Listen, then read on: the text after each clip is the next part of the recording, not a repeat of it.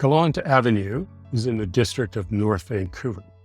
It is a high street, so full of retail, but it's on a significant slope. They use Silva Cells both to provide large volumes of uncompacted soil to support the new trees that they were going to plant, but also to integrate stormwater.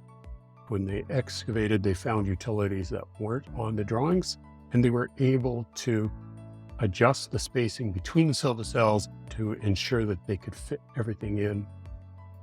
The district wanted to integrate stormwater into the Gallant project, but the significant slope on that street raised some issues about how they would distribute water evenly.